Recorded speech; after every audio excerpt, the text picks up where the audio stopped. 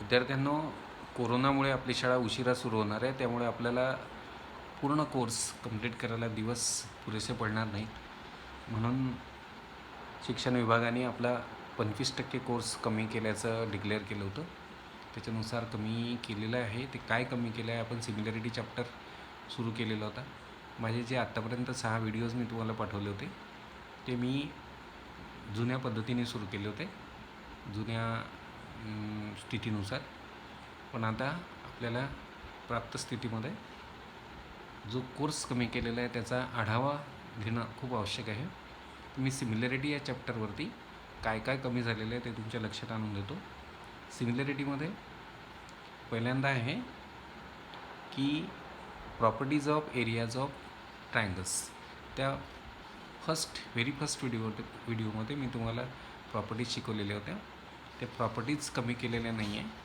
त्याच्यामुळे ह्या सुरुवातीला ज्या प्रॉपर्टीज आहेत त्या आपल्याला कराव्याच लागतील. नंतर मी तुम्हाला शिकवलेलं होतं त्याच्यावरती बेसिक प्रोपोर्शनॅलिटी थिअरम. ही बेसिक प्रोपोर्शनॅलिटी थिअरम आणि त्याचं converse of basic proportionality theorem हे काढलेलं नाही आहे. हे जसंच्या तसं ठेवलेलं आहे. त्याच्यामुळे आपल्याला ते करावंच लागेल.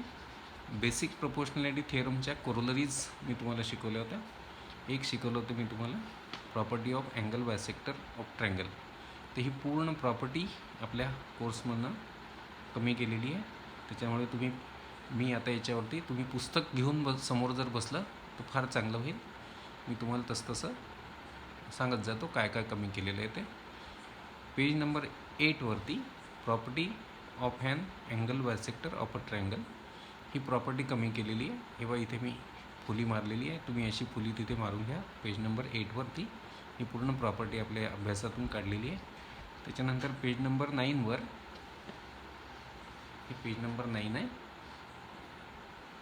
या पेज नंबर 9वर हा वरचा जो प्रूफ दिलेलं होतं आपल्याला अँगल बायसेक्टर प्रॉपर्टीचं, ते प्रूफ आपल्याला काढून टाकलेलं आहे. म्हणजे प्रॉपर्टीज काढून टाकलेली आहे पूर्ण. त्याच्यानंतर हे 9 नंबरचं पेज पूर्ण कॅन्सल तुम्हाला करायचं आहे. पेज नंबर 9 पूर्ण कॅन्सल करा. त्याच्यानंतर आपण सरकू पुढे. पेज नंबर 10वरती येऊ आपण. हे पेज नंबर 10सुद्धा पूर्णच्या पूर्ण तुम्हाला, पेज नंबर 10 आहे, हे पूर्ण पेजच आपल्याला कॅन्सल करायचं आहे. हे पूर्ण पेज आपल्याला सोडून द्यायचं आहे. त्याच्यानंतर पेज नंबर 11वरती येऊ आपण. पेज नंबर 11वर आत्तापर्यंत जे आपण शिकलेलं आहे ते रिमेंबर म्हणून दिलेलं आहे. हे आहे बेसिक प्रोपोर्शनॅलिटी थिअरम. पहिले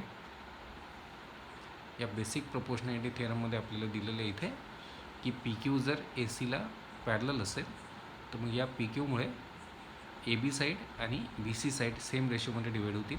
म्हणजे A P upon B P equal to Q C upon B Q. म्हणजे हा पी क्यू सेगमेंट ए सीला पॅरलल असेल तर ए पीचा आणि बी पीचा रेशो आणि क्यू सीचा आणि बी क्यूचा रेशो इक्वल असतील.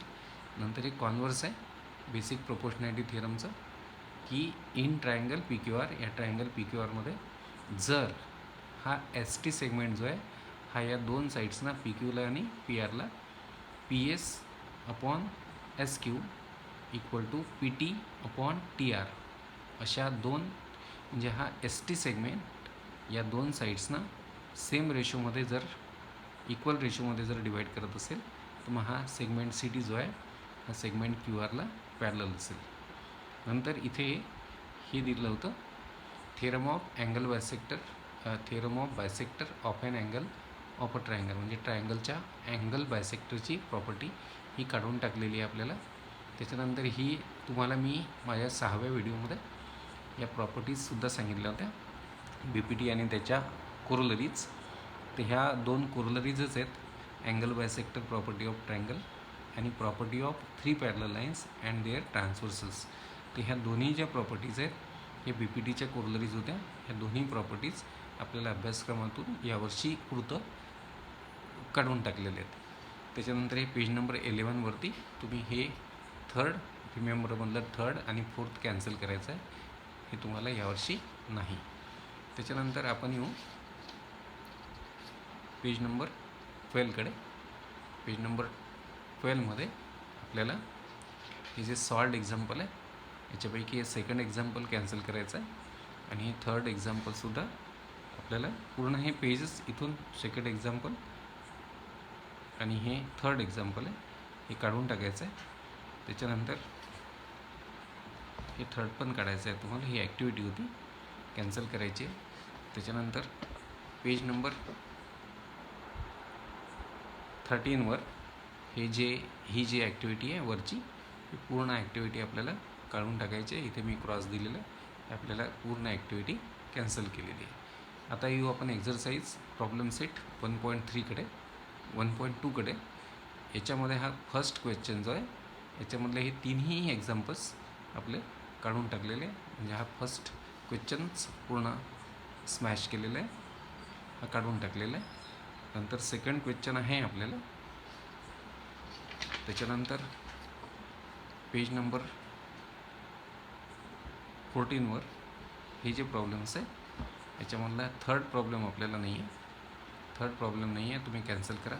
फोर्थ आहे, फिफ्थ नाही, त्याच्यानंतर 6 नाही, त्याच्यानंतर हा 7 प्रॉब्लेम पण नाही आहे. म्हणजे या पेज नंबर 14वर आपल्याला फक्त फोर्थ प्रॉब्लेम घ्यायचा आहे. त्याच्यानंतर पेज नंबर 15कडे येऊ आपण. पेज नंबर 15वरती हा 8th प्रॉब्लेम कॅन्सल आहे. त्याच्यानंतर हा 9th प्रॉब्लेम कॅन्सल आहे. त्याच्यानंतर हा 10th प्रॉब्लेम आपल्याला घ्यायचा आहे. नंतर हा 11th प्रॉब्लेम कॅन्सल आहे. म्हणजे हे इथपर्यंत तुम्ही लक्षात घ्या. त्याच्यानंतर बाकी एकदम पेज नंबर आपण 28कडे येऊ.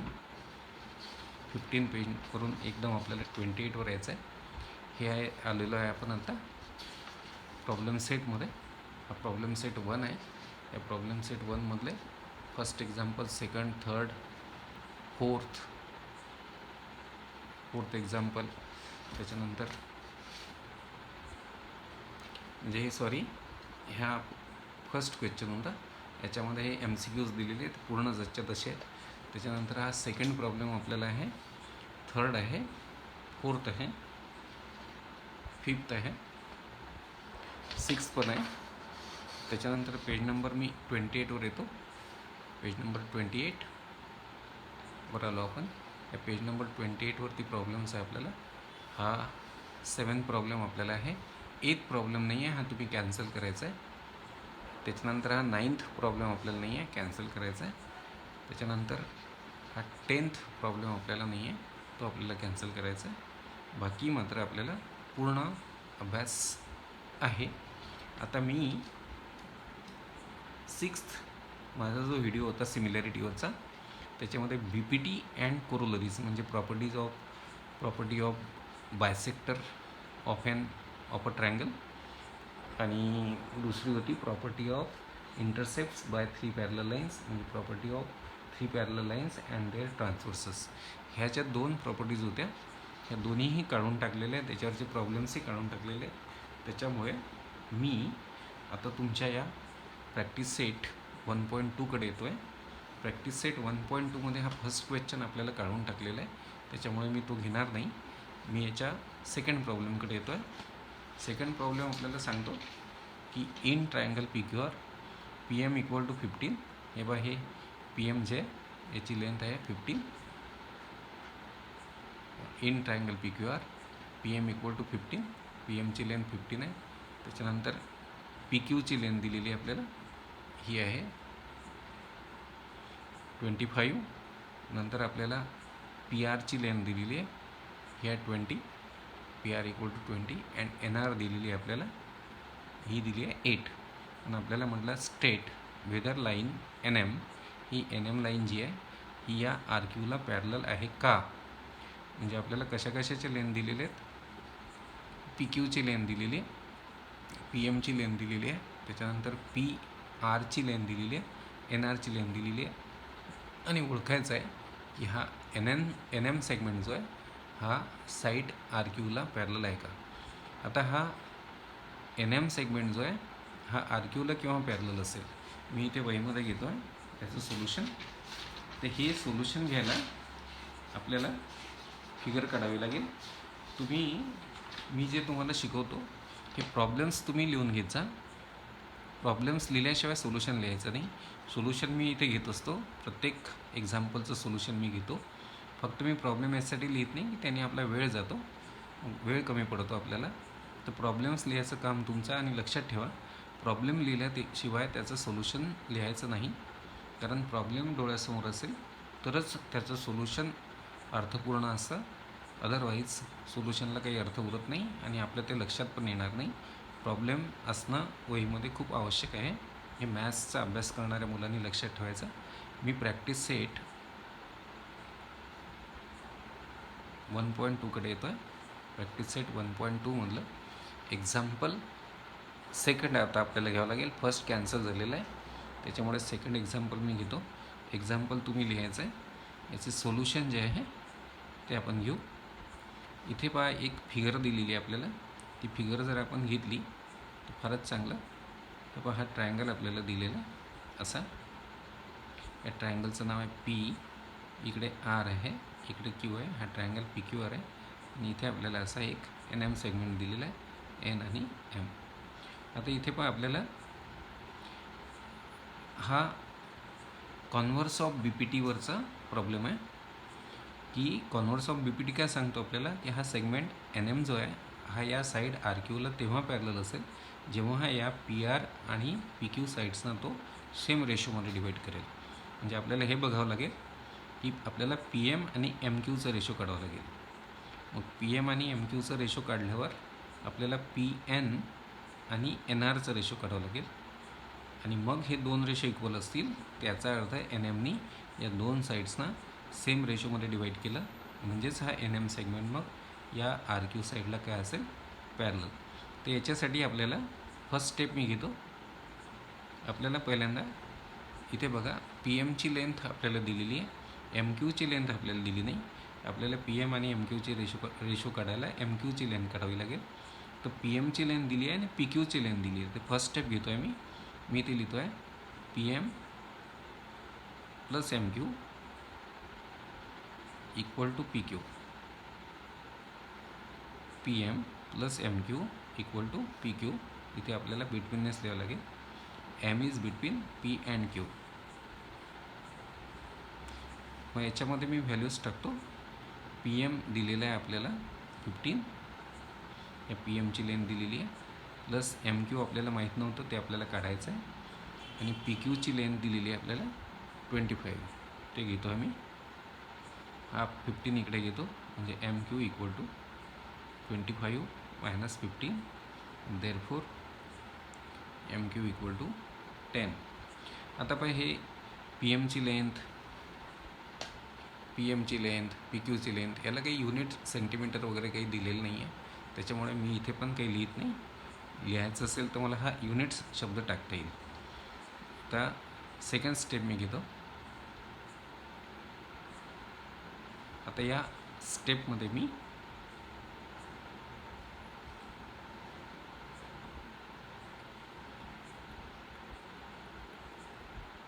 सेकंड स्टेपपेक्षा मी इथे आता मला MQची लेंथ मिळालेली आहे. मी काय करतो, PM आणि MQचा रेशो काढतो.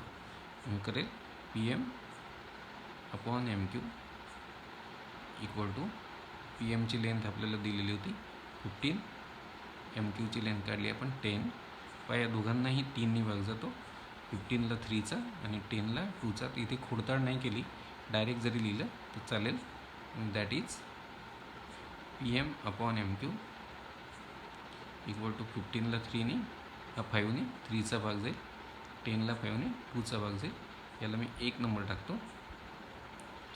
स्टेप नंबर आपण अशा घ्यायच्या, रोमनमध्ये आकडे घ्यायचे, आणि स्टेटमेंट नंबर जे ते आपण साध्या आपल्या नंबरिंग, साधे जे आपले 1, 2, 3, 4 नंबर असतात तसं नंबरिंग करू. आता मी सेकंड स्टेप घेतो. आता सेकंड स्टेपमध्ये मला PN आणि NRचा रेशो काढायचा आहे. तर मला काय काय दिलं आहे, PR दिलेला आहे आणि NR दिलेला आहे, PN दिलेलं नाही. तर मी याच पद्धतीने जसं इथे केलं होतं तसं घेतो आहे. PN plus NR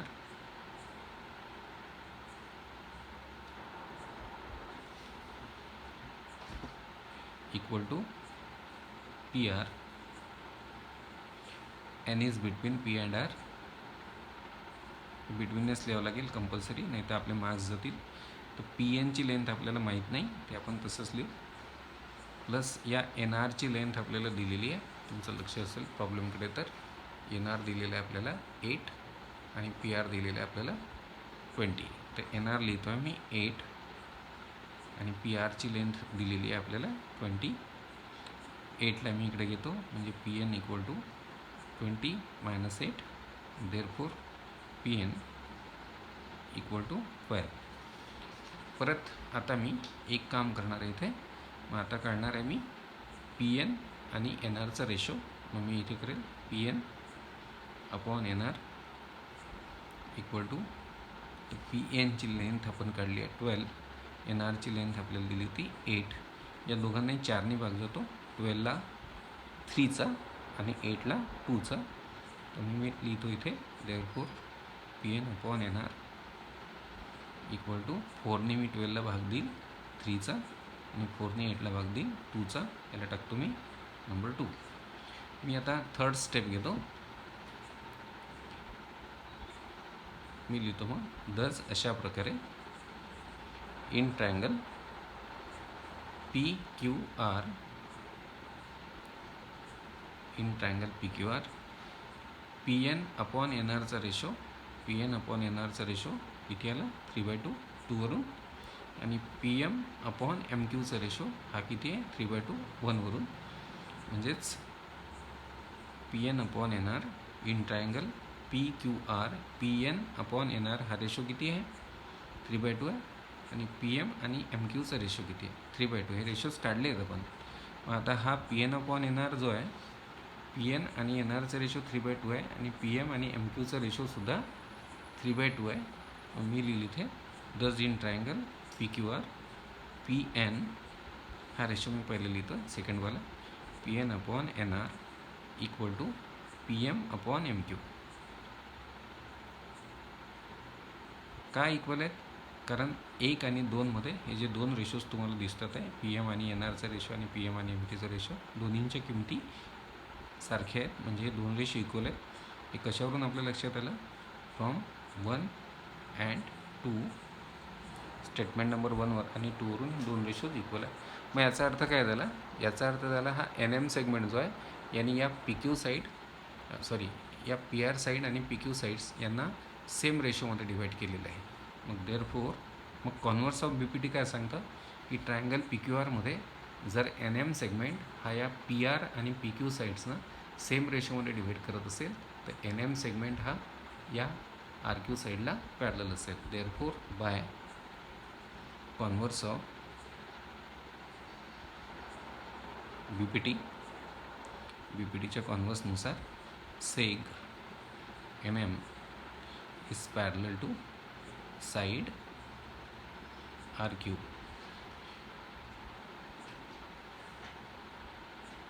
is proved.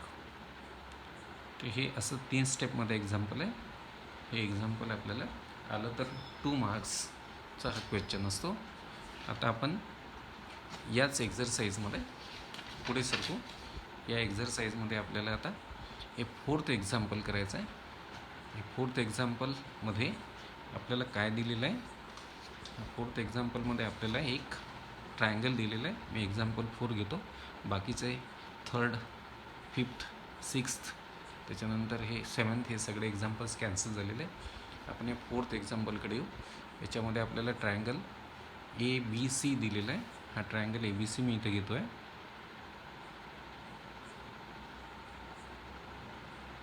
Problem तुम्ही लिहायचा, मी याचं सोल्युशन घेतो आहे मुलांना. हा ट्रायंगल ए बी सी दिलेला आहे आपल्याला, ए बी सी. इथे एक असा सेगमेंट दिसतो आहे, हा सेगमेंट आहे पी क्यू.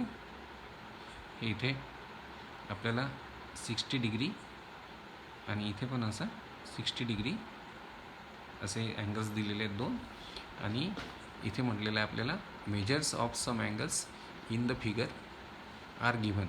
म्हणजे फिगरमध्ये काही अँगल्सचे मेजर्स आपल्याला दिलेले आहेत आणि आपल्याला प्रूव्ह करायचं आहे A P upon P B. म्हणजे आपल्याला प्रूव्ह करायचं आहे A P upon P B equal to A Q upon Q C.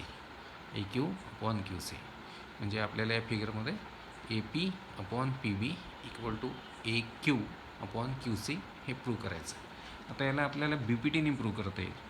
हे बघा, जर हा पी क्यू सेगमेंट या बी सी साईडला पॅरलल असेल तर आपला बी पी टी काय सांगतो, इन ट्रायंगल म्हणजे एखाद्या ट्रायंगलमध्ये if a segment is parallel to one side of a triangle म्हणजे एखाद्या ट्रायंगलमध्ये एखादा सेगमेंट ट्रायंगलच्या एका साईडला पॅरलल असेल आणि जर दोन साईड्सना तो दोन डिस्टिंक्ट पॉईंटमध्ये इंटरसेक्ट करत असेल तर हा सेगमेंट या दोन साईड्सना सेम रेशोमध्ये डिवाईड करत असतो.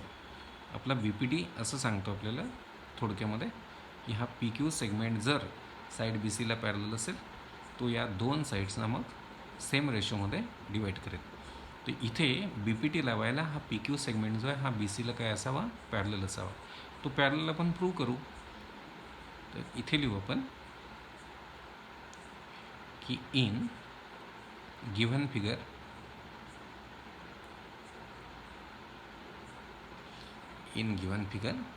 Angle A P Q is congruent to angle ABC. हा ए पी क्यू अँगल जो आहे हा ए बी सी अँगलला कॉन्ग्रुएंट आहे. तर हे कॉन्ग्रुएंट का आहेत, कारण दोघांचे मेजर्स सारखे आहेत है ना. Since measure angle A P Q equal to measure angle A B C. लक्षात घ्या की हे दोन अँगल्स कॉन्ग्रुएंट असण्याचं कारण हेच आहे, या दोघांचे मेजर्स जे आहेत ते इक्वल आहेत. जेव्हा दोन अँगल्सचे मेजर्स इक्वल असतात तेव्हा ते दोन अँगल्स कॉन्ग्रुएंट असतात. तर फिगरमध्ये ए पी क्यू अँगल आणि ए बी सी अँगल हे कॉन्ग्रुएंट आहेत. आता नीट बारकाईने पहा, हा ए पी क्यू आणि ए बी सी हे जे अँगल्स आहे हे आहेत करस्पॉन्डिंग अँगल्स. कोणाचे, सेक पी क्यू आणि साईड बी सीचे हे करस्पॉन्डिंग अँगल्स आहेत. आणि आपली करस्पॉन्डिंग अँगल्स टेस्ट सांगते की if corresponding angles are congruent then the lines are parallel. Corresponding angles congruent असतील तर लाईन्स पॅरलल असतील. मग इथे करस्पॉन्डिंग अँगल्स कॉन्ग्रुएंट आहे, याचा अर्थ हा सेगमेंट पी क्यू आणि साईड बी सी हे दोन एकमेकांना काय झाले, पॅरलल झाले, because their corresponding angles are congruent. तर in given figure angle A P Q is congruent to angle A B C since, कारण ए पी क्यू अँगलचं मेजर आणि ए बी सी अँगलचं मेजर कसे आहेत, इक्वल आहेत, 60-60. मग therefore पुढे म्हणेल मी, therefore seg P Q is parallel to side B C. ही फर्स्ट स्टेप झाली आपली. Seg P Q is parallel to side B C. याला मी 1 नंबर टाकतो आणि याचं रिझन टाकतो करस्पॉन्डिंग अँगल्स टेस्ट. आता मुलांना मी सेकंड स्टेपकडे येतो. नाव आता इन ट्रायंगल, हे बघा पी क्यू आणि बी सी पॅरलल आहेत, हे आपण प्रूव्ह केलेलं आहे इथे. आता घेतो मी in triangle A B C seg P Q जो आहे हा या ट्रायंगलच्या साईड बी सीला पॅरलल आहे. हे आपण मनाने नाही घेतलेलं आहे, हे आपण प्रूव्ह केलेलं आहे फ्रॉम 1. मग आता इथे बी पी टी लागतो. बी पी टी काय सांगतो आपल्याला की एखाद्या ट्रायंगलमध्ये या ए बी सी ट्रायंगलमध्ये हा पी क्यू सेगमेंट जर ट्रायंगलच्या या बी सी साईडला पॅरलल असेल तर हा सेगमेंट जो बी सीला पॅरलल आहे तो ए बीला आणि ए सीला सेम रेशोमध्ये डिवाईड करेल. कशानुसार, बी पी टीनुसार. मग मी लिहिल therefore bye B P T म्हणजे बेसिक प्रोपोर्शनॅलिटी थेरमनुसार हा पी क्यू सेगमेंट ए बीला आणि ए सीला सेम रेशोमध्ये डिवाईड करेल. मग म्हणजेच बी पी टीनुसार A P upon P B